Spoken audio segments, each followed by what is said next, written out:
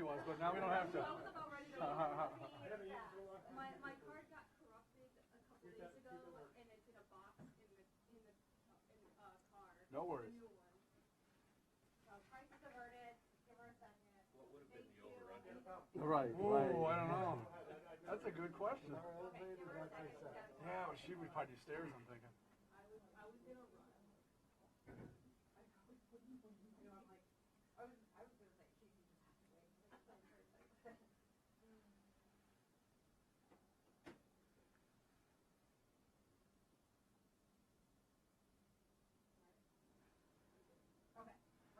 you so much. All righty. Well, thank you all for being here. Good afternoon. We're here today to announce that we have a suspect in custody for the triple homicide on Exo. The person matched the description of the suspect that we were looking for. He's a 27-year-old black male with locks. The suspect does have a criminal history and is currently on parole.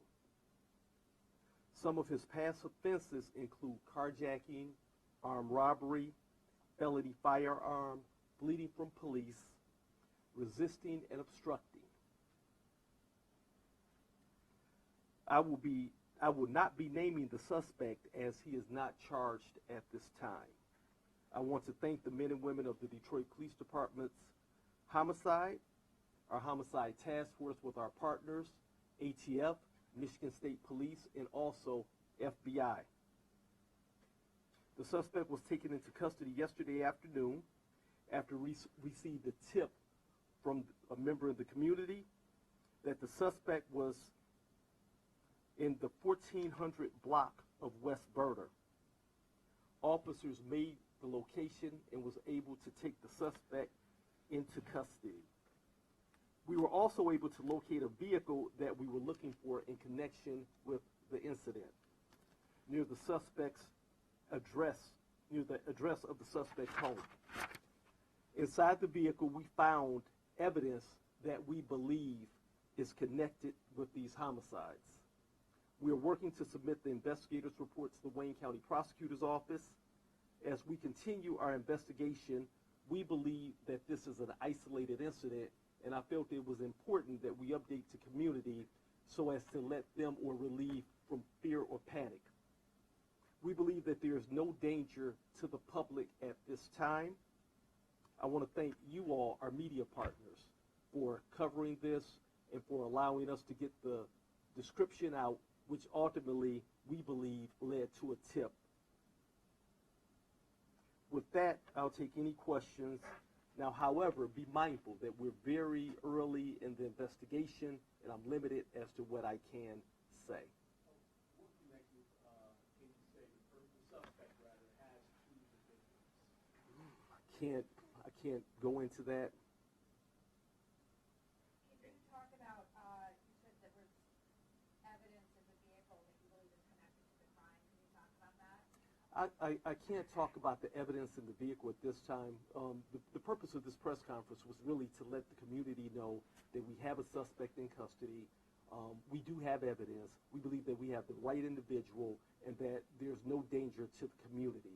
But prior to submitting the Wayne County prosecutor, I can't get in front of her with that, and I don't want to do anything to compromise or jeopardize the case. But we do, and to Randy's question, I will say that we believe in that the suspect has a connection to the victims. So I'll say that much.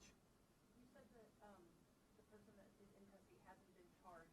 There is that window of time. Are you working with the prosecutor's office for those 72 hours while you can hold him? What can you share about that? Yes, ma'am. We are working with the prosecutor's office. We're preparing, having conversation, and we'll be submitting the investigator's report, or commonly referred to as the warrant request.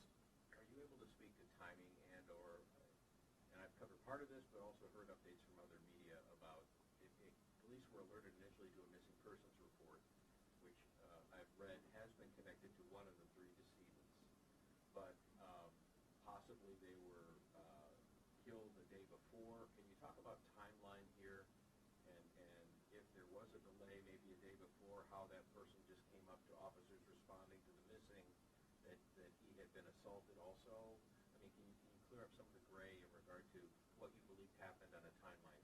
I can't at this point. That's too into the details prior to the individual being charged or the warrant request being actually submitted to the prosecutor's office. Can you at least share if you believe this occurred 24 hours prior to when police arrived on the scene, or give a timing of expected time of death?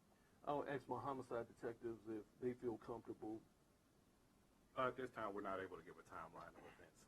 That's still a part of the ongoing process and investigation. Chief, you said that the suspect has some connection to the victims.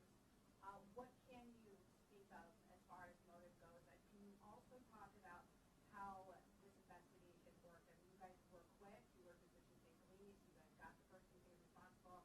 You were at the crime scene for 24 hours. Can you kind of talk about, first address motive, and then can you talk about that?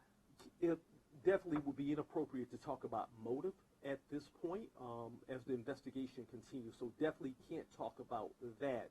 But what I can do is just commend the professionalism and then the expertise of the team, ATF, FBI, Michigan State Police, our homicide task force, our forensic folks, because they were meticulous at what they did as far as taking their time, preserving the evidence. It was a bloody scene. I'll definitely be able to give updates and keep you updated as we go forward. But it was a bloody scene. It was evidence left there.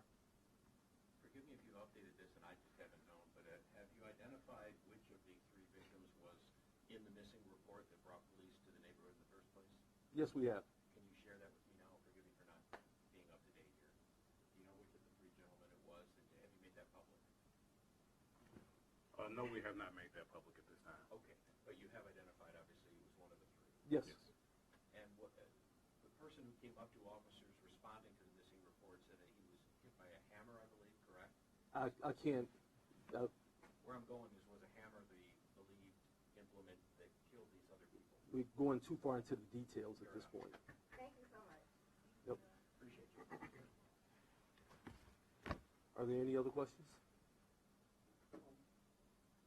AC, when you alluded to or touched on, I don't know if you can elaborate further, but some of the stuff that was going on in the home in question, related to vicious activity there, so forth and so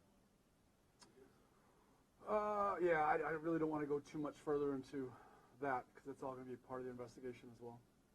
When do you think charges, it's today the Friday, when do you think charges are going to come down? It's hard to say. Rough timeline when you'll submit. At this time, our investigation is still ongoing, and we will continue working with the Wayne County Prosecutor's Office, but we do not have a timeline on when we'll submit an investigation. Was one of the 3 victims the homeowner or a renter and the other's friends, or can you characterize how they were brought together? Meaning, did one of them live there? Yes, yeah, one of them did. As I reported yesterday, one of them did live there. And I can tell you, and I'll confirm it because I said it yesterday, one of the people inside the house was the missing person they were looking for. Right. So, have you identified which one was the homeowner? yeah, yes. We have identifications on all. Gave them yesterday. I'll give them to you afterwards. But not certainly. publicly. You haven't publicly Correct. identified who the- Correct. Sorry for making you catch up again. No worries. But, really quickly, you mentioned that this was able to come to light because of a tip that someone in the community gave it. Can you share a little bit more about that? Was it anonymous? Like, how did that kind of come to be? What can you share about that? Our investigation is still ongoing at this time, and we don't want to release any of that at this time. We don't want to get in the way of the Wayne County Prosecutor's Office prior to making a decision on the charge. Again, reiterating the purpose of today is just to let you know that this is, you believe you've got this thing solved and no danger to the community is the point of us being here primarily, yes? Absolutely. And since I'll have you all here, all the media outlets here as well, switching topics, I'll give an update. I know Channel 7 and some of the other media outlets covered and has been covering the 2 police officers that were suspended and with the Board of Police Commissioners. So with that being said, I just released a statement in regards to that, and I'll read that statement for you all as well. Last night, the Detroit Board of Police Commissioners took an extraordinary step to unanimously vote to suspend without pay for 30 days the 2 DPD officers who violated longstanding departmental policy. I'll say this. Policies are meant to provide structure and limits for officers to protect them and citizens alike. When policies are not followed, whether in this matter or DPD's non-pursuit policy, it puts the community at risk. I support the actions of the Board of Police Commissioners as the ultimate discipline for these officers. The board had the opportunity to review all the video and consider all the facts and circumstances of their decision. The role of the Board of Police Commissioners is to serve as an oversight body and to check and to be a check and balance for the police department, and I fully respect its role. Therefore, I am satisfied with the board's decision, and I will not be pursuing termination of these two officers. This incident should make it clear, however, that I, as chief, will continue to vigorously enforce DPD policies. The board, looking at the totality of the circumstances after the board reviewed the video, they're my oversight board, and as I respect their roles and their opinions, and when they issued or agreed to suspend the officers for 30 days without pay, I thought that was sufficient. I support them, and I'm satisfied. Can you address the fine line? You guys have talked at length about federal partnerships and the value of crime in the right direction and how it has worked here. But yet, obviously, it's a public trust issue. It's a number of things, and it's a fine line to walk. I don't know what this does as far as maybe reiterating a review of policy, or maybe it reaffirms it, or how would you characterize basically the challenge of walking the line on this particular issue with the volatility of ICE right now?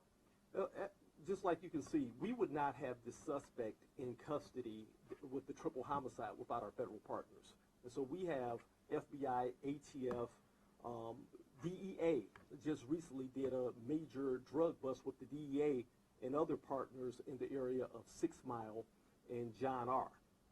Took a major violator off the street.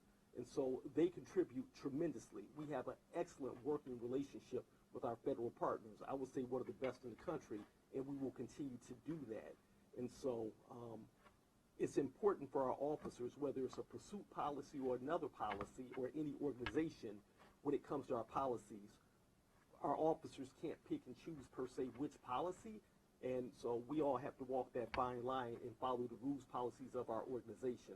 And so it's always areas where we can look to tweak, improve, and revise current policy, but as the policy stands, we have to follow those policies. But I appreciate the Board of Police Commissioners. We have a civilian oversight. I thank them all. They stayed here very, very late into the evening, and I know that various media outlets covered it, and they had a closed-door session. They were able to see the facts and circumstances, and they made what I thought was a reasonable decision, and I support it. Thank you all.